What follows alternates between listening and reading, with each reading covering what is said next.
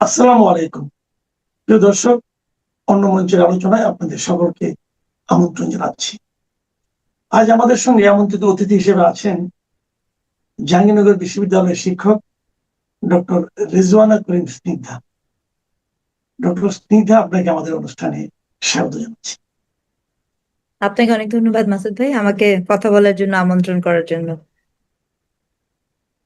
আমরা আসলে সরাসরি প্রসঙ্গে চলে যাই। গত কদিন ধরে আমরা দেখছি যে এটা অনেকদিন ধরে চলছিল, কিন্তু পল্লবীতে যে ছোট্ট বাচ্চাটা মারা গেল রামিসা, এবং তাকে যে হত্যা করা হলো নির্মম ভাবে, এটাকে কেন্দ্র করে কিন্তু আমার কাছে কেন যেন মনে হচ্ছে যে একটু মানে কিছুটা রাজনীতিও বোধহয় চলছে। মানে একে অপরকে দোষারোপের রাজনীতি চলছে। কে করেছে, হত্যাকারীকে কার নির্বাচনী প্রচারণা দেখা যাচ্ছে, এগুলো নিয়েও কথা কিন্তু আমরা দুই জায়গায় শুনতে পাচ্ছি।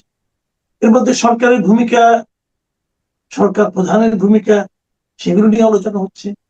সরকার প্রধানের মাঝখানে ত্রিশালে গিয়েছিলেন, সেখানে যে উনি বলেছেন যে 1 মাসের মধ্যে এটা তারা আপনার একদম বড় শাস্তি হবে, ক্যাপিটাল পানিশমেন্ট হবে, এই ধরনের কথা উনি বলছেন। এবং এই কথাগুলি অনেকে বলছে এগুলি পপুলিস্ট কথাবার্তা, এবং এগুলি ওনার বলাটা আসলে অনেকটা এখতিয়ার বহির্ভূত কথাবার্তা, এগুলো বলা বলে হচ্ছে। জি।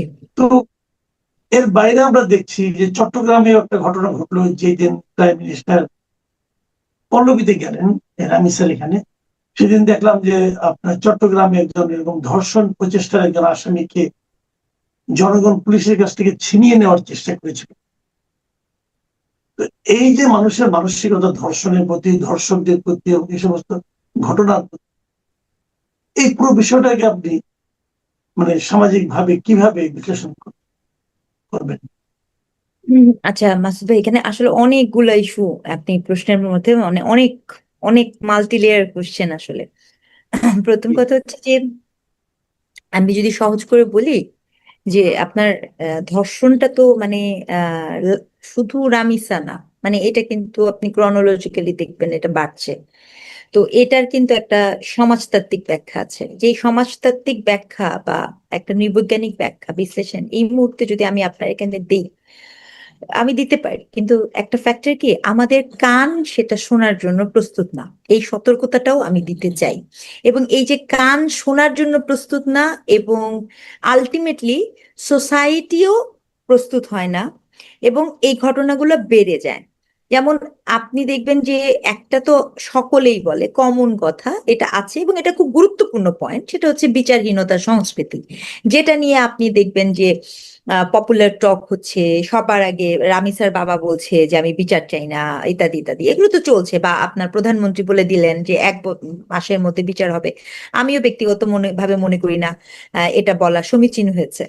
তার কারণ হচ্ছে বিচারিক প্রক্রিয়া ডেফিনেটলি আইনের ভাষাতে আপনি যদি বুঝতে চান, তাহলে এটা আমাদের সকলকে মাথায় রাখতে হবে। একজন অপরাধীকে পরিপূর্ণ সুযোগ দিতে হয় তিনি যেন তার সেলফ ডিফেন্স করতে পারে, এবং যে কোনো আদালতে, যে কোনো আইনে, যে কোনো আইনে ইনক্লুডিং শরিয়া, মৃত্যুদণ্ডের মতো, যেটা ক্যাপিটাল পানিশমেন্ট আর কি, হ্যাঁ, ক্যাপিটাল পানিশমেন্ট যখন দেওয়া হয় তখন কিন্তু শেষ মুহূর্ত পর্যন্ত এইটা নিশ্চিত করতে হয় যে যিনি দোষী তার দোষের মাত্রা এবং তার এসের মাত্রা এটা যেন জাস্টিফিকেশনটা তৈরি করে। এখন আপনি যদি শুধু রামিসার কেস নিয়ে কথা বলেন তাহলে সেটা একরকম কেস, আর আপনি যদি ক্রনোলজিক্যালি নিয়ে কথা বলেন তাহলে কিন্তু আরেক রকম কেস। আমি মনে করিয়ে দিতে চাই, যখন বাংলাদেশের আইন বলেন বা যেখানেই বলেন, যখন একজন নিজে বলবে যে আমি স্বীকারোক্তি, জবানবন্দি আপনি স্বীকার করে নিয়েছেন, নিজে থেকে ধরা দিয়েছেন, এটা ইটসেলফ পানিশমেন্টের মাত্রা আমাদের অ্যাকর্ডিং টু ল কমায় দেয়। মাদকাসক্ত হলে পরে আমাদের ল কমায় দেয়। আবার এই যে দেখেন, আমাদের মিডিয়া থেকে শুরু করে সবাই একটা কমন কথা বলে, এটা একটা মিডিয়ার পপুলার টক। আপনি একজন সিনিয়র সাংবাদিক, আপনাকে আমি একটা অনুরোধ করবো, এই যে যে কোনো কিছু হলে যেটাকে বিকৃত বলে দেওয়া বা মানসিকভাবে অসুস্থ বলে দেওয়া, আপনি কিন্তু এই কথা বলার মধ্য দিয়ে ওই অপরাধীকে এক ধরনের ডোর খুলে দেন, মানে এসকেপ করার ডোরটা খুলে দেন। কারণ আপনি জানেন আইনে কি, আমি যদি পাগল হই, পাগল হয়ে যদি আমি আপনাকে মারি, আমার কি ফাঁসি হবে? হবে কি না, হবে না কিন্তু। কিন্তু আপনি যখন এরকম করে বারংবার এই এই ডিসকোর্সটা তৈরি করে করি, তো আমরা সবাই মিলে তৈরি করি, আমরা মনে করি এটাই আমাদের শব্দ ভান্ডারের সবচেয়ে বেস্ট শব্দ। কিন্তু বাস্তবতা হচ্ছে আমরা অপরাধীকে ডিরেকশন দিয়ে দিচ্ছি যে তুমি এই রাস্তা দিয়ে এখন এই এই চিপাগলি দিয়ে বের হয়ে যাও। ঠিক আছে। আবার মনে করেন আমি অত্যন্ত গুরুত্বপূর্ণ রাজনৈতিক দলের, আপনি খুব পয়েন্টলি বলেছেন যে এটা কাতা, আসলে যেটা হচ্ছে রামিসার হত্যাকাণ্ডটা খুবই দুঃখজনক, সেটা রাজনৈতিকভাবে ব্যবহৃত হচ্ছে, যেটা আমি খুবই আমার জন্য খুব অস্বস্তিদায়ক। মানে এখানে আর রামিসা ইস্যু নাই, এখানে তার প্রতি হওয়া অন্যায়টা ইস্যু নাই, ইস্যুটা আছে যে ওটাকে কেন্দ্র করে আমি কিরূপ রাজনীতি করতে পারি, সেটা সকল পক্ষ এটার পার্টিসিপেটের। এটা খুবই অ্যালার্মিং। আপনি দেখবেন যে ওই হত্যাকাণ্ডকে কেন্দ্র করে আপনার শরিয়া আইন দিতে হবে কি দিতে হবে না সেটা আছে। খুবই অবাক হয়ে শুনছিলাম যখন বলেছে যে সকলের সামনে প্রকাশ্যে শাস্তি দিতে হবে। আবার আমি দেখলাম নতুন পার্টি এনসিপি, এনসিপি বলল যে, এনসিপি পার্টির একজন বলল যে কি আপনার কোনো বিচার কোনো আসামির পক্ষে যেন কোনো লয়ার না দাঁড়ায়। এটা কি কোনো রাজনৈতিক পার্টি বলতে পারে? আবার আপনি দেখবেন প্রধানমন্ত্রীর কথাটাও আমি বললাম যে উনি 1 মাসের মধ্যে বিচার কার্যকর দিবেন, এটা আমার কাছে খুবই মানে সমীচীন মনে হয় না। সে কথাটাও আসলে ওনার এভাবে মোটো মানে উনি কিভাবে কোন অর্থে বললেন আমি বলতে পারবো না। ঠিক আছে।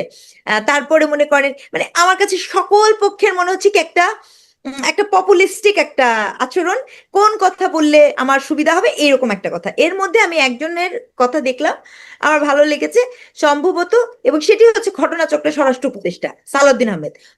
উনি যখন বললেন যে আসলে মধ্যযুগীয় কায়দায় আপনার এই যে মাঝখানে মানে সকাল প্রকাশ্যে এটা মধ্যযুগীয়, এটা ইটস ট্রু, আপনি এটা করতে পারেন না।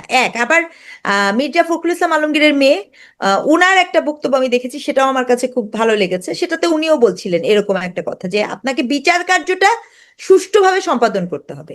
তো এইখানে বিচার নিয়ে আসলে এই মুহূর্তে যাহা কিছু হচ্ছে সেটা যত না বিচারের জন্য হচ্ছে তার চেয়ে বেশি রাজনৈতিক কারণে হচ্ছে। প্রত্যেকে আমার মনে হচ্ছে যে এক ধরনের পলিটিক্যাল স্ট্যান্ডবাজি করছে। I am very sorry, it is very unfortunate. এটা হচ্ছে আমার প্রথম আপনার প্রশ্নের প্রথম অংশের উত্তর। এবার আসেন আপনার ধর্ষণের অংশের উত্তর।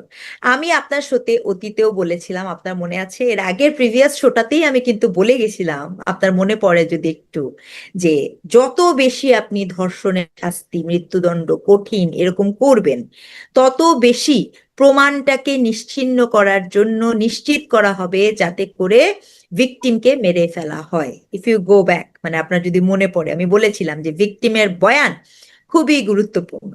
আমি আপনাকে এও আমি বলেছি। আমি আমি এখানে আপনার এই কথা সাপোর্ট একটা ফিগার দিতে পারি আপনাকে, জি জি স্ট্যাটিস্টিক প্লিজ। দিতে পারি যে জি আমাদের এখানে যে হিউম্যান রাইটস সাপোর্ট সোসাইটি, ওরা একটা হিসাব দিয়েছে যে গত 16 মাসে দেশে অন্তত 580টি শিশু ধর্ষণের শিকার হয়েছে। 580, তার মধ্যে হত্যা করা হয়েছে 483 জনকে।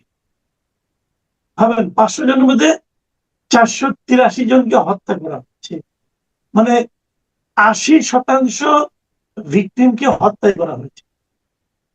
কি ভয়ঙ্কর। এবার আমি বলুন আপনি আপনার না না, এই যে দেখেন, এটা বললাম সাপোর্টিং এভিডেন্স। থ্যাংক ইউ, আপনি আমাকে এই এভিডেন্সটা দিলেন। আমি আপনার কাছ থেকে আরো ডিটেল এটা জেনে নিব। রিপোর্টটা আমি দেখিনি, কারণ আমার গবেষণা বলে, আমার আন্ডারস্ট্যান্ডিং বলে, আমি বারবার বলেছি যে এইটা মানে খুবই অ্যালার্মিং। কারণ আপনি যখনই এই লটাকে কঠিন করে দিবেন, সে ভিকটিমকে আর বাঁচিয়ে রাখবে না, এটা আমাদের বুঝতে হবে। এবং আপনার ওই আগের শোতে আমি যেটা বলেছিলাম, আজকে আমি একটু ক্লিয়ারিফাই করতে চাই যে ইভেন শরিয়া, হ্যাঁ, আমি সৌদির কথা বলেছিলাম, হ্যাঁ, শরিয়া বাংলা, দেখেন পৃথিবীতে তো মাত্র 5টা দেশ শরিয়া অনুযায়ী চলে, টোটাল 7টা, এর মধ্যে 2টা হচ্ছে মিক্স। পৃথিবীতে তো সব দেশ এরকম না। তো এখানে ধরেন ফর এক্সাম্পল আপনি যদি সৌদি আরবকে নেন, সৌদি আরবের ধর্ষণের শাস্তি মৃত্যুদণ্ড। হুদ হুদ হুদ নামে যে ইটা আছে, সেখানে শুধুমাত্র 3 ক্ষেত্রে আপনার ধর্ষণের শাস্তি মৃত্যুদণ্ড হবে। আপনি যদি প্রকাশ্যে গণধর্ষণ করেন, গণধর্ষণের শাস্তি মৃত্যুদণ্ড। আপনাকে যদি অপহরণ করে নিয়ে যাওয়া হয় তাহলে মৃত্যুদণ্ড। আর যদি সেটা অপ্রাপ্তবয়স্কের ক্ষেত্রে হয় তাহলে মৃত্যুদণ্ড। কিন্তু তার আরেকটা ক্লজও আছে, যখনই আপনি হুদ কার্যকর করতে যাবেন সেখানে কমপক্ষে 4 অ্যাকর্ডিং টু শরিয়া, আর মামলা দায়েরের জন্য 2, 4 জনকে লাগবে যারা সেখানে সশরীরে দাঁড়িয়ে দেখবে যে এই ধর্ষণটি সম্পাদিত হয়েছে। আদার দেন ইট ইজ নট পসিবল যে আপনি কোনোভাবে মৃত্যুদণ্ড দিতে পারবেন না। তাজির নামে আরেকটি ল আছে, তাজিরে আপনি ধর্ষণের বিচার হবে এবং তাজিরের ক্ষেত্রে আপনি ডিএনএ টেস্টের ব্যাপারটা আনতে পারেন, কিন্তু সেক্ষেত্রে কখনোই মৃত্যুদণ্ড হবে না। 2019 সালে সর্বশেষ সৌদিতে আপনার এরকম একটি কেস এসেছিল। সেই কেসে যখন মানে যিনি আপিল করেছিল, তিনি শেষ মুহূর্তে যখন সাক্ষী হাজির করতে পারে নাই মাসুদ ভাই, তাকে ব্যভিচারী আখ্যায়িত করে 100 বেত্রাঘাত করা হয়। এই হচ্ছে মানে মানে ধর্ষিতাকে।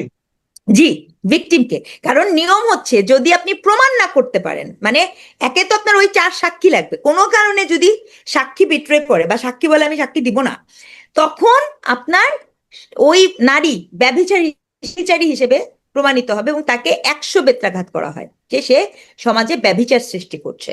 তো এই কেসটা খুব আলোচিত কেস এবং এটাই সর্বশেষ আলোচিত কেস, এবং এর পরে সৌদিতে এরকম কেসই পাওয়া যায় না। তো এই যে নানা কিছু এখানের সাথে যুক্ত, তো কোনো আইনেই কিন্তু, মানে আমি কিন্তু এখানে শরিয়াকে খাটো করছি না, বরঞ্চ আমি বলতে চাচ্ছি শরিয়ার আইনটাও কিন্তু অনেক স্ট্রিক্ট।